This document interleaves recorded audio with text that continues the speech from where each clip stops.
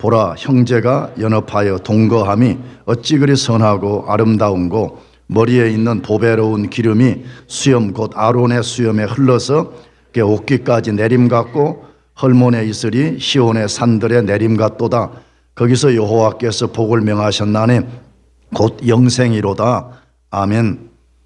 최근에 우리는 살면서 MZ세대라는 말을 많이 듣습니다. 특별히 이 세상 비즈니스 마케팅하는 사람들이 MZ세대를 잡아야 된다 하는 이야기 때문에 MZ세대라는 말을 많이 듣고 삽니다. 그런데 MZ세대가 누구냐 그러면 세대별로 구분이 좀 복잡해서 이걸 통칭하면 10대와 20대들을 말하는 것입니다. 그러므로 우리 교회 대부분은 지금 10대와 20대이기 때문에 여러분들이 MZ세대가 아닌가 하는 생각을 갖고 있습니다. 그런데 이 세대의 사람들의 독특한 특성이 여러 가지가 있다고 합니다. 그 중에 몇 가지만 소개를 하게 되면, 미래보다 현재를 중요시하고 어떤 물건의 가격보다는 자기 취향을 중시하는 성향을 가졌다고 합니다. 또 아주 중요한 특성은 집단주의보다 개인주의를 선호한다고 합니다. 사람들과 함께 모여 경쟁하고 눈치를 보면서 스트레스 받는 것을 매우 싫어한다고 합니다. 이런 성향을 갖도록 영향을 준 것은 인터넷과 스마트폰이라고 합니다. 문제는 이런 영향이 기독교 청소년과 청년들에게까지 직접적 영향을 주고 있다는 사실입니다. 그래서 젊은이들이 교회에 모이는 것을 매우 싫어하는 세대가 되었습니다. 그래서 미국도 한국도 지금 교회마다 아우성이 뭐냐? 청년들이 없다는 것입니다. 청년들이 교회에 모이는 것을 싫어한다라고 말합니다. 저는 지난 주간에도 기독교 어느 통계를 보고 깜짝 놀랐습니다. 한국 교회가 이대로 가다가는 좀 과장된 표현을 하면 문 닫을 날이 오겠다는 생각이 들 정도였습니다. 청년들이 교회 모이기를 힘쓰지 않는 것입니다. 그런데 여기에 기름을 부은 사태가 코로나 사태입니다. 모이기를 힘쓰지 않아도 되는 좋은 변명거리가 생긴 것입니다. 문제는 이런 태도를 하나님이 기뻐하시지 않는다는 것입니다.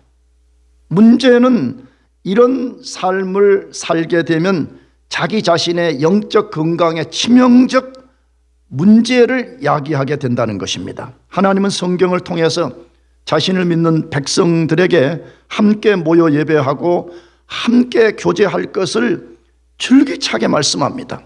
여러분들이 성경을 진짜 읽어보신 분들이라면 우리는 성경에서 이 토픽을 만나게 됩니다. 반복적으로 만나게 됩니다. 하나님은 하나님의 백성들에게 함께 모여 예배하고 함께 거룩한 교제를 가지라고 말씀합니다. 왜 그렇게 명령하실까요? 함께 예배하는 것을 통해서 하나님의 나라를 함께 배우라는 것입니다. 하나님 나라는 도대체 어떤 나라냐? 동시에 그 속에서 하나님 나라의 백성이라는 자기 정체성을 확인하라는 것입니다. 굉장히 중요한 이야기입니다. 우리가 혼자로는 그것을 발견하고 세워가는 것이 쉽지가 않습니다. 그래서 하나님은 함께 모여서 그 일을 하라고 말씀합니다. 두 번째로는 거룩한 백성들이 모여 교제함으로 서로 섬기고 격려하며 영적 싸움에서 승리하고 서로 가르침을 통해서 함께 성장해 가라고 말씀하기 때문에 그렇습니다. 매우 중요합니다. 우리가 함께 가르치고 함께 배우고 함께 섬기고 함께 섬김을 받고 함께 격려하고 함께 격려를 받는 것이 사활적으로 중요합니다. 세 번째로는 함께 모여 예배하고 교제할 때 많이 누리는 하나님의 특별한 은혜가 있기 때문에 그렇습니다. 절대적 사실입니다. 분명히 우리가 예수 그리스도의 이름으로 모일 때 많이 받을 수 있는 은혜가 있습니다. 모이지 않으면 절대로 받을 수 없는 은혜가 있다 그 말입니다. 그런데 이 시대 많은 그리스도인들이 이것을 역행하고 있습니다. 하나님의 명령을 거역하고 있습니다. 어떤 이유로든 혼자 신앙생활을 하겠다고 고집을 피우는 사람은 사탄의 먹잇감이 되기가 굉장히 쉽습니다. 저는 과장된 이야기가 아닙니다. 여기 많은 젊은이들이 와가지고 목사의 설교 스타일이 마음에 안 들고 목사의 목회 방식이 마음에 안 들어서 저는 혼자 기숙사에서 성경 읽고 큐티하면서 신앙생활 하겠습니다. 그렇게 하는 사람들이 있습니다. 그러면 저는 몇 번 권면하지만 그래 열심히 해봐라라고 허용합니다. 근데 얼마 못 가서 들려오는 소식이 뭐냐? 완전히 신앙을 버려버린 사람들,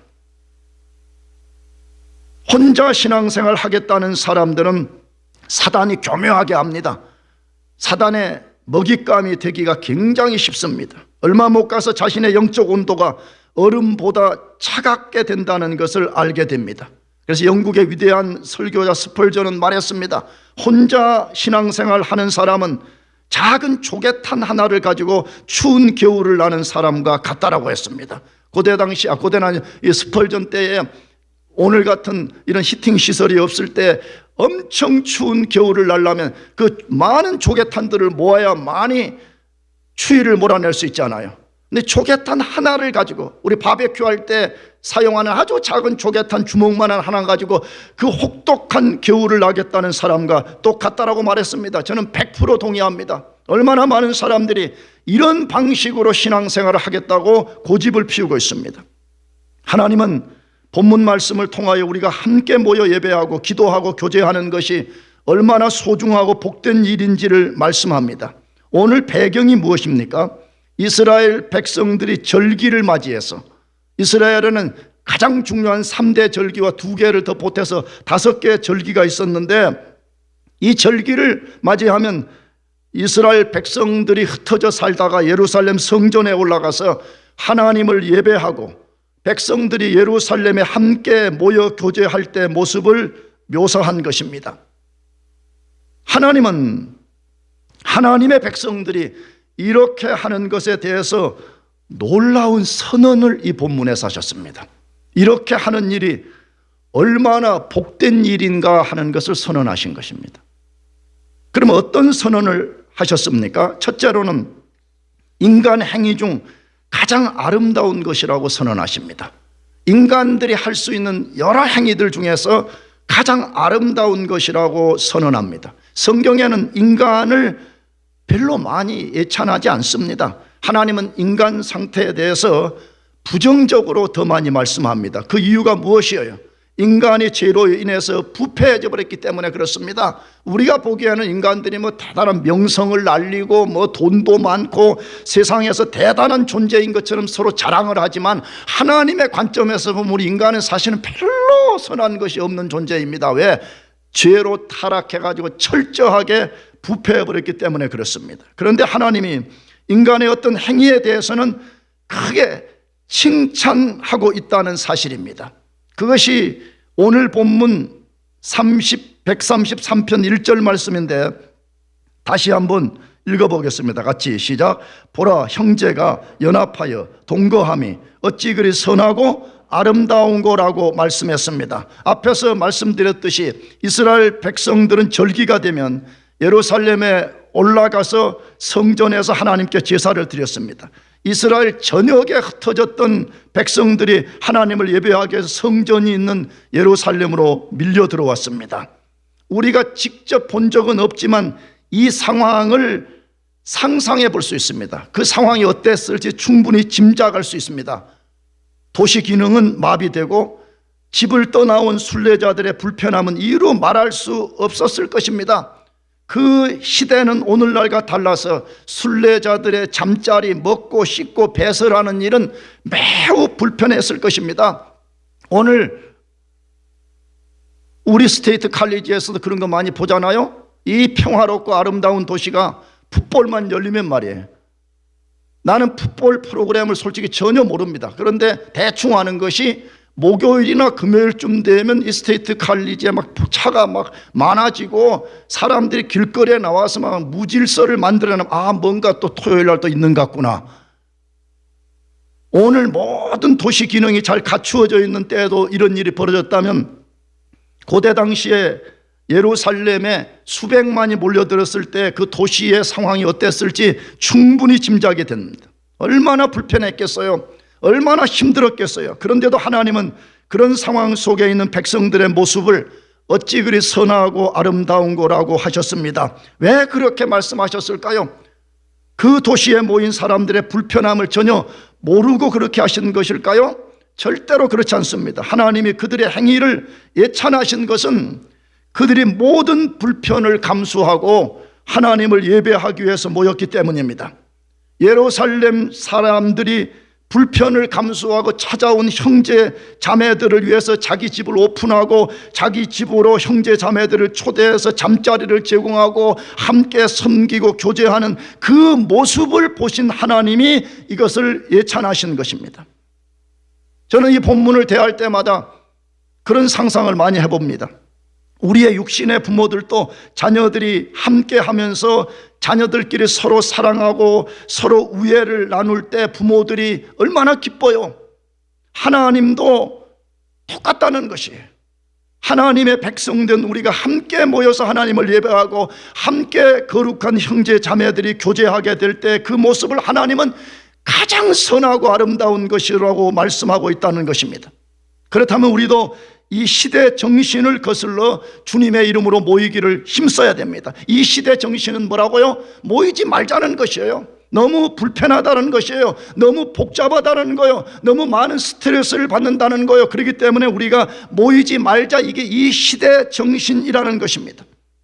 우리는 굳이 말하지 않아도 함께 모일 때 불편함이 얼마나 큰지를 잘 압니다.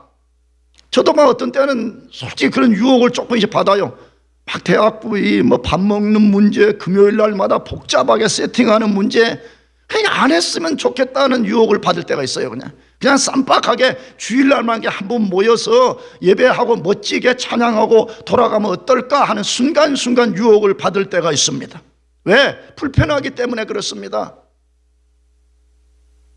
그러나 불편을 감수하고 우리는 모이기를 힘써야 됩니다. 왜 그렇죠? 하나님이 그 행위를 선하고 아름답다라고 말씀하시기 때문에 그렇습니다. 신앙은 불편을 감수하는 것입니다. 앞으로 마태복음 25장을 강의할 때 말씀드리겠지만 슬기로운 5 처녀와 어리석은 5 처녀의 차이점의 하나는 불편을 감수했느냐 감수하지 않느냐가 결정을 내고 있거든요. 신앙생활에 불편을 감수하지 않으려고 그러면 신앙에는 남는 것이 아무것도 없어요. 신앙생활은 반드시 불편을 감수하고 모여야 됩니다. 모일 때 그 사람의 영적 진정성이 드러나고 하나님을 기쁘시게 할 수 있습니다. 진짜인 것 같아요. 이 젊은이들 사역을 해보면요, 1학년 때는 다 그런 건 아니야. 대부분 엉망이에요. 자기 편한 대로 해요. 조금 대학부 예배나 목장 모임이 자기에게 좀 즐거움을 준다 그러면 조금 나왔다가 이제 비 오거나 날씨 안 좋거나 자기 학교 공부에 불편하면 그때부터 자기 마음대로 해버리는 것이. 여러분, 신앙생활의 진짜 진정성은 어디에서 나온다고요? 불편을 감수하고 하나님 앞에 나와서 하나님을 예배하는 데 있는 것입니다. 신앙의 진정성은 불편을 감수하고 다른 성도들과 함께 교제하면서 응집력을 만들어내고 동시에 자신을 보게 되는 것입니다. 여러분, 우리 자신을 혼자 있으면 상처받을 일이 없잖아요. 혼자 자기 방에서 혼자 공부하는데 상처받는 사람이 있어요? 없잖아요. 상처는 어떻게 받아요? 뭔가 자신의 거울이 되는 반대편 사람이 있을 때 받지 않아요. 근데 그게 다 나쁜 것이 아니에요. 우리가 교회 나와서 함께 하나님 나라 백성들과 교제할 때 때로는 상처받을 수 있어요. 그러나 그게 우리 거울 노릇한다 이 말이에요. 그 사람을 통해서 나를 보게 만들어요. 아, 내가 얼마나 교만하며, 내가 얼마나 지금 영적으로 연약하며, 내가 얼마나 지금 하나님 앞에 합당치 못한 것인가, 이런 것을 보게 만드는 굉장히 중요한 기능인 것입니다. 나아가서 불편을 감수하고 우리가 교제할 때만이 하나님께서 주시는 은혜가 있습니다. 여러분이 에베소서와 고린도전서를 읽어보게 되면 분명하게 기록되어 있습니다. 이 교회를 우리의 몸에다가 비유했는데 이 몸의 머리는 예수님입니다. 여러분, 머리의 모든 명령이 우리 발끝까지 전달되려면 유기적인 연합이 없이는 안 되는 거잖아요. 머리만 갖고는 안 되는 거잖아요. 크게 말해서 목도 있어야 되고요, 가슴도 있어야 되고요, 배도 있어야 되고, 다리가 있어야 되고, 모든 신경이 있어야 되듯이 하나님께로부터 오는 은혜가, 직접적인 은혜도 있지만 성도들을 통해서 오는 은혜가 있다는 걸 기억해야 됩니다. 성도들을 통해서만 오는 은혜가 있기 때문에 우리는 이 시대 정신을 거슬러서 모이기를 힘쓰는 사람이 되어야 되는 것입니다. 그래서 하나님은 히브리서 기자를 통해서도 말씀합니다. 히브리서 10장 24절에서 25절 말씀을 같이 읽어보겠습니다. 시작. 서로 돌아보아 사랑과 선행을 격려하며 모이기를 피하는 어떤 사람들의 습관과 같이 하지 말고 오직 권하여 그날이 가까움을 볼수록 더욱 그리하자. 다시 읽어보겠습니다. 제가요. 서로 돌아보아 사랑과 선행을 격려하며 모이기를 패하는 어떤 사람들의 습관과 같이 하지 말고 오직 권하여 그날이 가까움을 볼수록 더욱 그리하자라고 되어 있습니다. 이 히브리서를 받는 1차 독자들이 교회 안에서 그런 아주 못된 무브먼트를 일으킨 거죠. 야, 우리가 매일 뭐하러 모이냐? 왜? 사도행전을 읽어보게 되면 오순절 성령 강림 사건이 일어나고 난 다음에 성도들이 날마다 성전에 모이기를 힘썼더라 그렇게 되어 있거든요. 날마다 모여서 하나님을 예배하고 거룩한 성도들이 교제하는 일이 벌어졌는데, 이 히브리서가 몇 년도에 정확하게 쓰여졌는지는 모르지만 대충 60년대 쓰여졌다 그러면 60년이 지나고 나서 사람들의 그 고귀한 스피릿이 변질돼 버린 거지요. 야, 그 날마다 모여야 되냐? 너무 복잡하지 않냐? 너무 불편하지 않냐? 그러니까 우리가 딱 그냥 절기 때 한 번만 모이자, 아니면 주일에 한 번만 모이자 하는 이런 무브먼트를 펼치는 사람들이 있었다는 거예요. 그래서 하나님이 히브리서 기자를 통해서 모이기를 피하는 어떤 사람들의 습관과 같이 하지 말고 오직 권하여 그날이 가까움을 볼수록 더욱 그리하자 그렇게 되어 있습니다. 여러분이 하나님의 말씀을 진짜 믿는다면 이 말씀에 순종하시기를 바랍니다. 우리는 이 시대 정신을 거슬러 올라가야 됩니다. 이 썩어 빠진 시대 정신을 거스르는 반동 세력으로 살아야 되지 않아요? 난 여러분 나쁘게 말하려고 도전하는 것이 절대로 아니에요. 우리가 밥 먹자, 고기 구워 먹으러 간다, 어디 놀러 간다 그러면 심리 백리도 가잖아요. 새벽에도 가잖아요. 저녁에도 가잖아요. 근데 하나님을 예배하고 거룩한 형제 자매들이 교제하는 일에 대해서는 온갖 핑계를 대면서 모이기를 금하는 1세기 히브리인들처럼, 그렇게 히브리서를 받는 독자들처럼 하고 있다는 사실인 것입니다. 우리는 모이기를 힘쓰지 않으려는 이 시대 정신을 거스리는 반동 세력으로 살아야 됩니다. 난 진짜 그래요. 영적 반동 세력, 다시 말하면 하나님 나라를 반역하고 하나님 나라를 대적하는 이 세력들과 이 정신들을 거스리는 반동 세력으로 살아야 된다 하는 것입니다. 사랑하는 교우 여러분들, 힘써 주일 예배 나오시기를 바랍니다. 힘써 금요 예배 나오시기 바랍니다. 힘써 목장에서 거룩한 형제 자매들과 생명의 교제를 가지시기를 바랍니다. 만약 여러분들이 그렇게 한다면 그것이 여러분에게 큰 복이 될 것이지만, 여러분들이 이것을 경시한다면 여러분이 언젠가 그리스도의 심판대 앞에, 아니 그리스도의 심판대 앞에 가기 전에 여러분의 선택이 잘못되었다는 것을 깨닫는 날이 반드시 올 것입니다. 내일부터 우리는 특별 새벽 기도회를 시작하려고 합니다. 이 펜스테이트 한복판에서 그 시간에 아무도 예배하지 않는 한복판에서 우리가 살아계신 만왕의 왕이신 예수 그리스도를 선포하고 그것을 통해서 하나님께 영광을 돌리려고 합니다. 이 일에 나오려면 분명히 매우 힘들고 불편할 것입니다. 그래도 힘듦과 불편을 이겨내 보시기 바랍니다.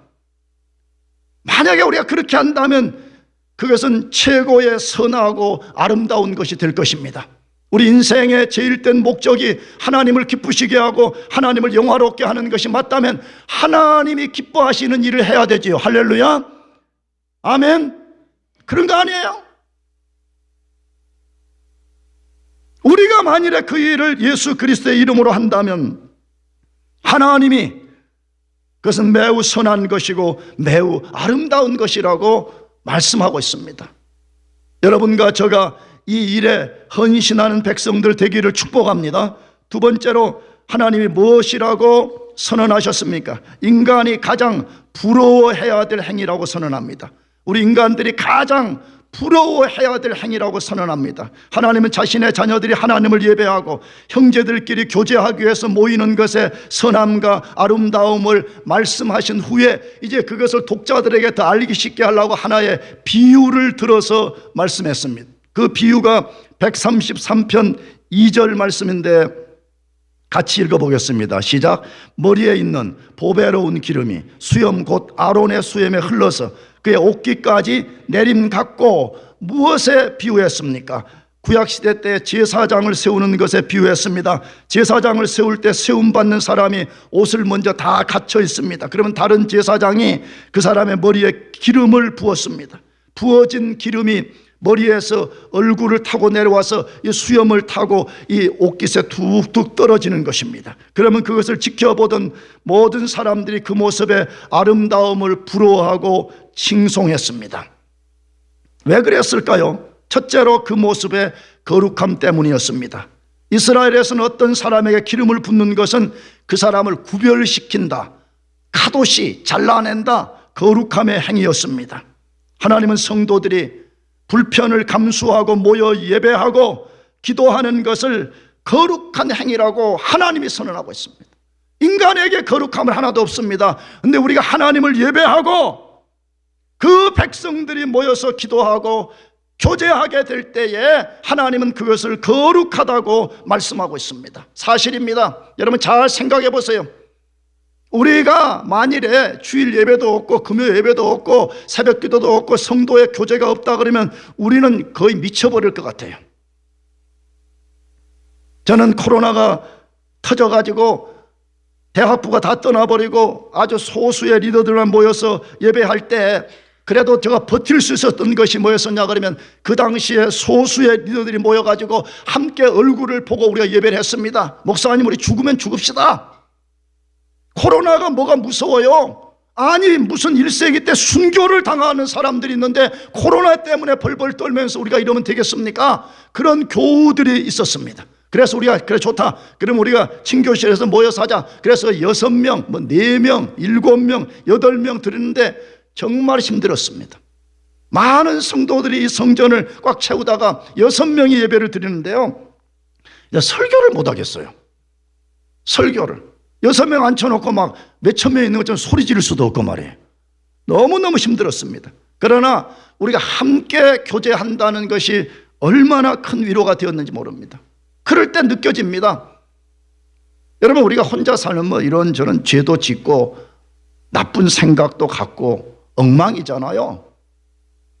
그럼에도 불구하고 우리가 하나님 앞에 나와서 하나님의 백성들과 함께 찬양을 부르고 어눌하지만 기도하고 잘 이해 못하지만 하나님 말씀을 듣다가 보면 우리 영혼이 거룩해지는 것을 경험하게 되고 내가 거룩하게 살아야 되겠다는 결심을 하게 되고 내가 이번 주에는 죄를 이기고 살겠노라는 다부진 각오를 하게 되는 역사가 일어나잖아요.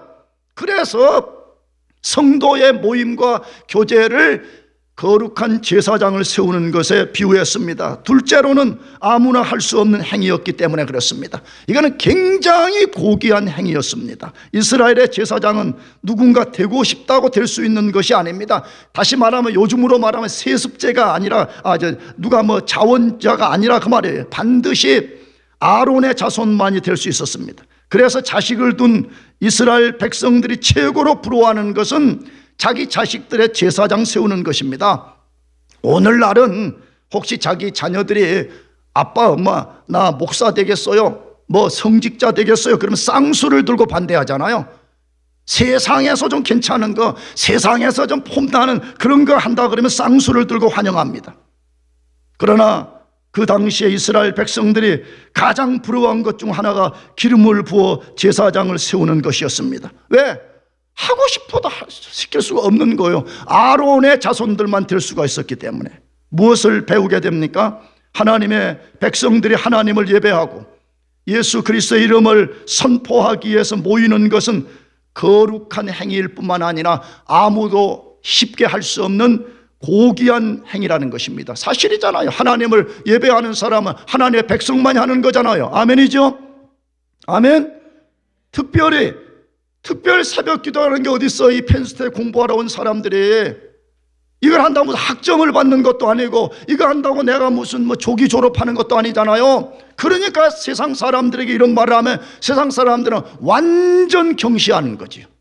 그러나 우리는 알고 있습니다. 이건 아무나 할 수 있는 것이 아니라고, 이건 아무나 쉽게 할 수 있는 것이 아니라고. 이것은 아주 고귀한 행위가 아닐 수 없습니다. 이번에 우리는 또 한 번 영광교회의 고귀한 전통을 따라서 펜스테이트 한복판에서 살아계신 하나님을 예배하고 만왕의 왕이신 예수 그리스도의 이름을 선포하려고 합니다. 그러나 이 고귀한 일을 하려면 불편을 감수해야 될 것입니다. 늦은 밤까지 공부하고 새벽에 일어나려면 몸이 천근 만근일 수 있습니다. 문을 열고 나오면 한기가 느껴지고, 예배를 마치고 나왔을 때 누가 따뜻한 밥을 준비해 두는 것도 아닙니다. 심지어 우리가 그런 일을 한다고 할 때 세상 사람들이 대단한 일을 한다고 박수를 보내주지도 않습니다. 그래도 우리는 도전해 보십시다. 무엇 때문에요? 하나님을 예배하는 일은 아무나 할 수 없는 거룩하고 고귀한 일이기 때문에 그렇습니다. 어쩌면 우리의 헌신을 아무도 알아주지 않을 것입니다. 누가 알아줘요? 그렇잖아요. 그러나 온 땅을 두루 감찰하시고 우리와 함께 하시는 하나님이, 그의 아들 예수 그리스도가 이것을 분명히 알아주실 것입니다. 왜? 성경이 그렇게 약속하니까. 역대하 16장 9절 상반절 말씀을 같이 읽어보겠습니다. 시작. 여호와의 눈은 온 땅을 두루 감찰하사 전심으로 자기에게 향하는 자들을 위하여 능력을 베푸시나니. 여러분도 이 말씀을 좋아하시겠지만 저는 이 말씀을 나의 약속의 말씀으로 삼고 내 인생의 좌우명처럼 여기는 말씀입니다. 여호와의 눈은 온 땅을 두루 감찰한다고 말해요. 지금도 밤바다를 비치는 서치라이트처럼 하나님의 눈빛이 온 세상을 두루 감찰한다는 거예요. 지금도 누가 어떻게 감찰을 하시면서 전심으로 자기에게 향하는 자들, 온 존재를 다해서 하나님을 예배하고 하나님을 구하는 자들에게 능력을 베풀어 준다라고 분명하게 말씀하고 있습니다. 그러므로 목사가 몰라줘도 괜찮아요. 목자가 몰라줘도 괜찮아요. 학교 교수님들이 몰라줘도 괜찮아요. 온 땅을 두루 감찰하시는 하나님이 알아주면 되는 것입니다. 믿습니까?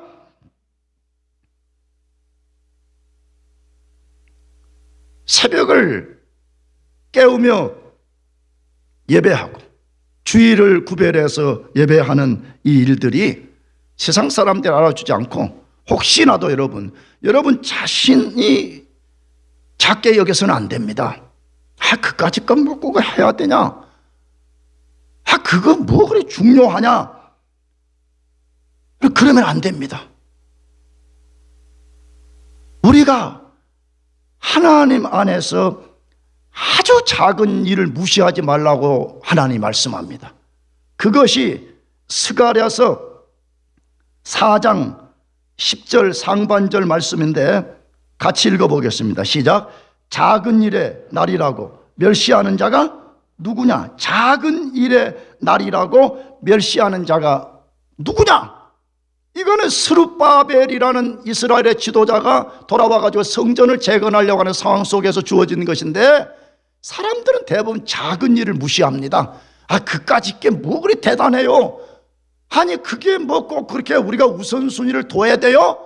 라는 식으로 접근을 하게 되는데, 하나님이 뭐라고 말씀해요? 작은 일의 날이라고 무시하지 말라고 말해. 왜?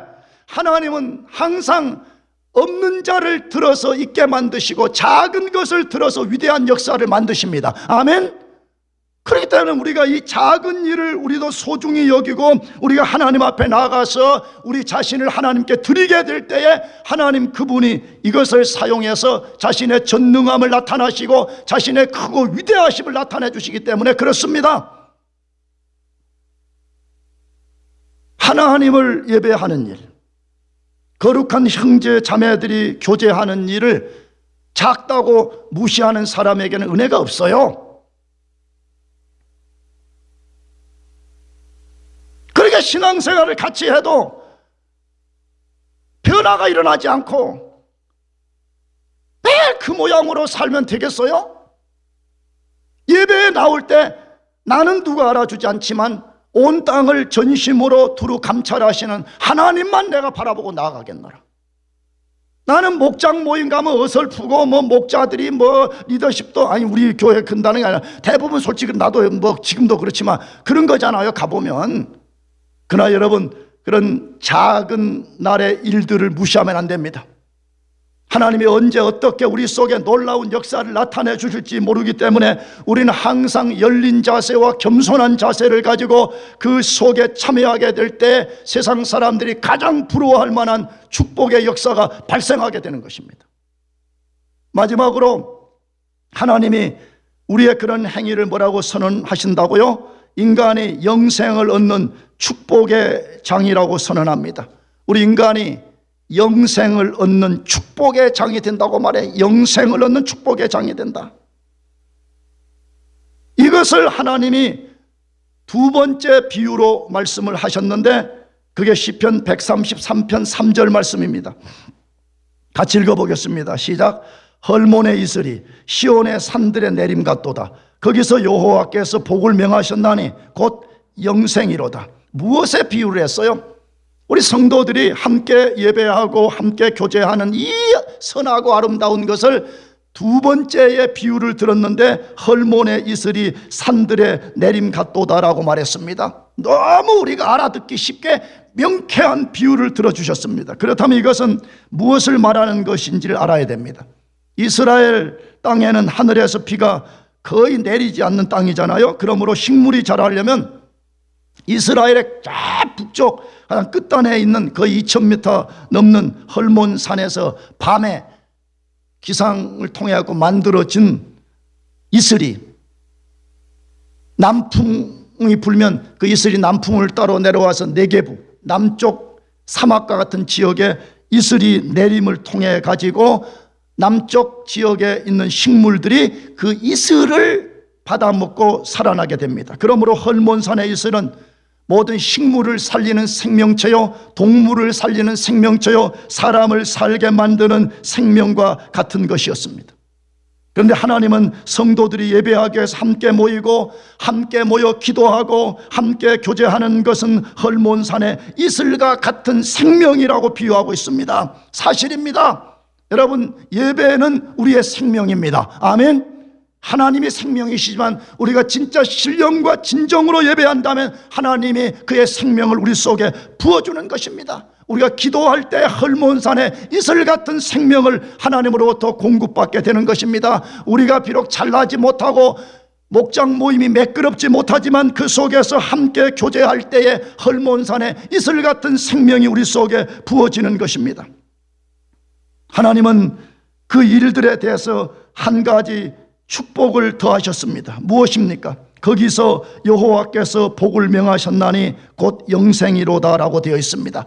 거기서 여호와께서 복을 명하셨나니 곧 영생이로다라고 되어 있습니다. 하나님은 성도들이 함께 모여 예배하는 그 장소에서 영생의 복을 내리신다고 선언하고 있습니다. 절대적 사실입니다. 성도들이 혼자 예배하고 혼자 기도하고 혼자 묵상해도 은혜 받을 수 있습니다. 그러나 분명한 사실은 성도들이 함께 모여 예배할 때만 얻는 특별한 복이 있다고 말씀합니다. 그 복은 영생의 복인 것입니다. 영생의 복이라는 것이 뭐예요?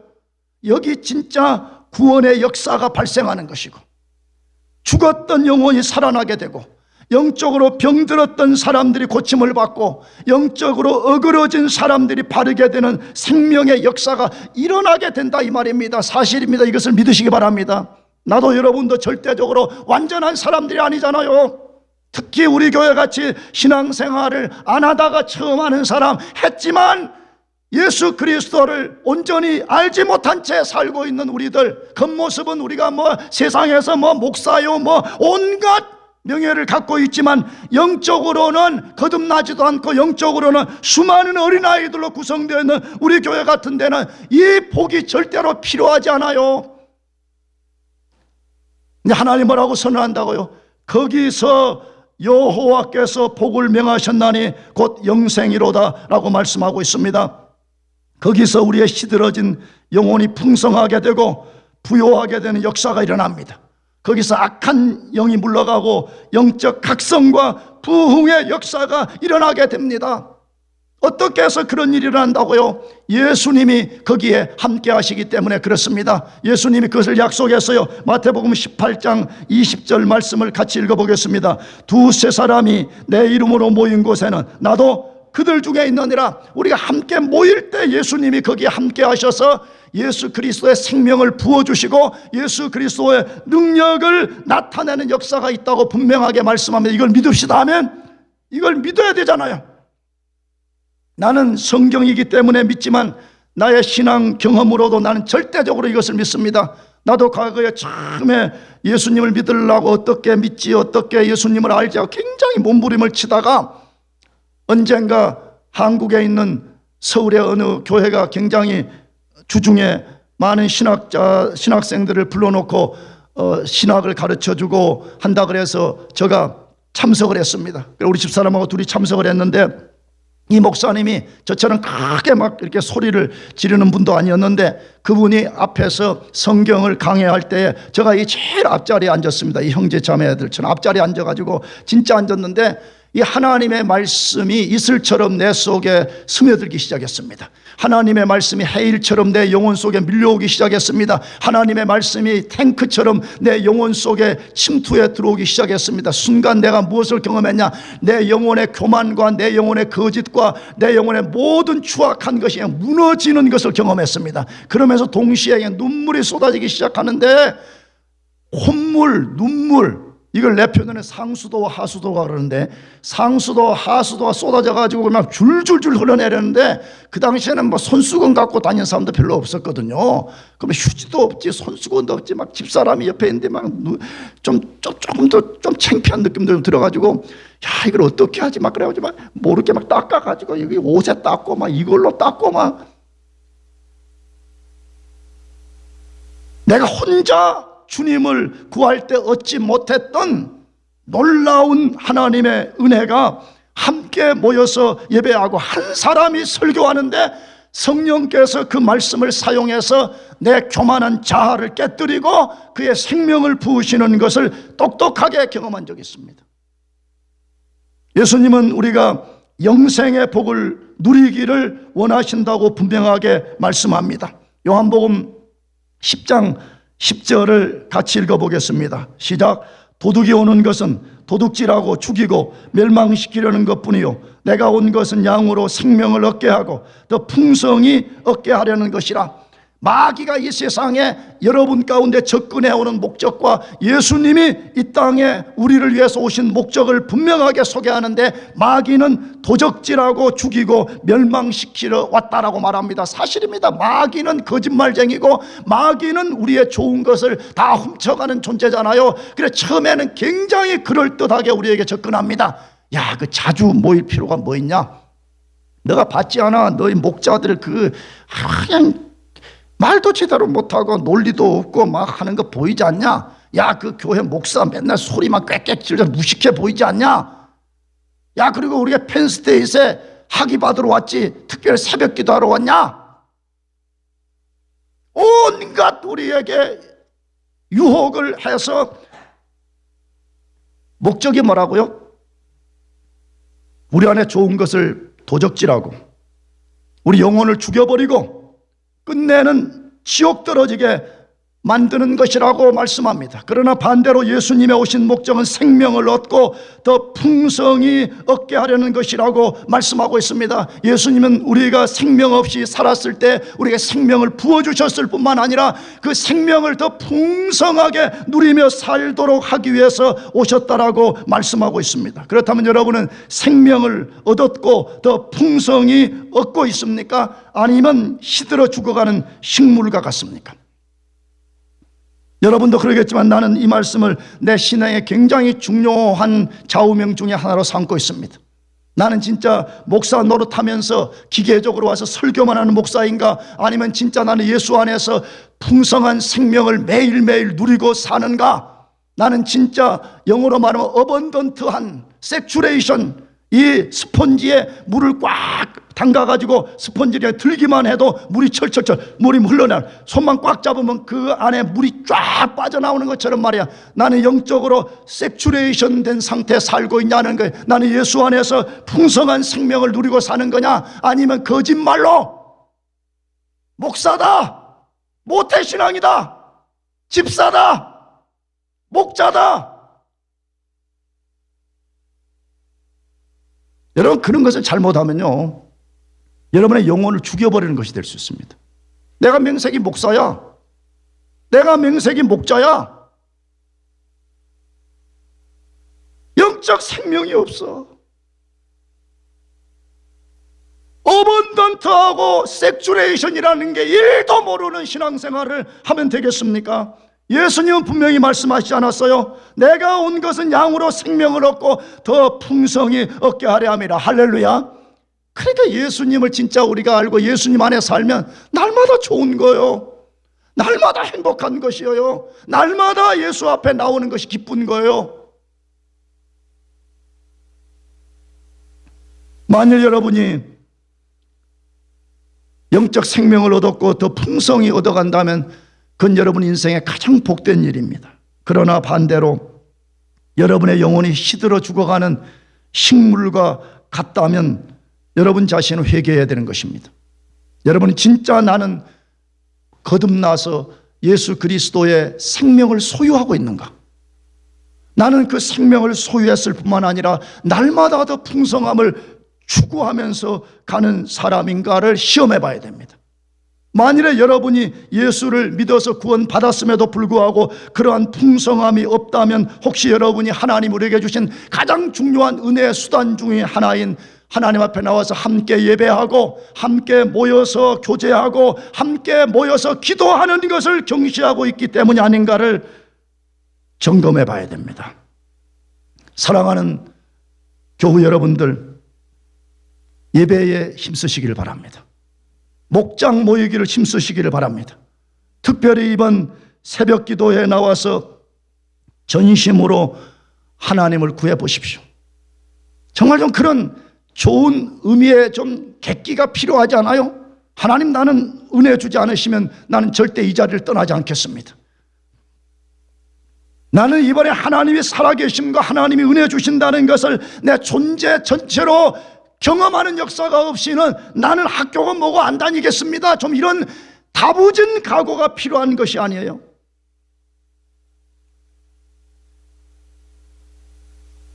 만일에 우리가 이번에 그런 깨어진 마음을 가지고 하나님 앞에 나아간다면 하나님은 단 한 사람도 예외가 없이 영생의 복을 명해 주실 것입니다. 그분으로부터 내려오는 하늘의 신령하고 거룩하고 고귀한 생명이 여러분 속에 부어져서 우리의 말로 표현할 수 없는 생명이 이런 것이구나, 이런 것이 풍성한 삶이구나, 이런 것이 예수님이 준다는 것이구나, 이걸 맛보게 될 것입니다. 여러분 모두가 이번에 모이기를 힘쓰는 그러한 교우들 되시기를 축복합니다. 기도하겠습니다.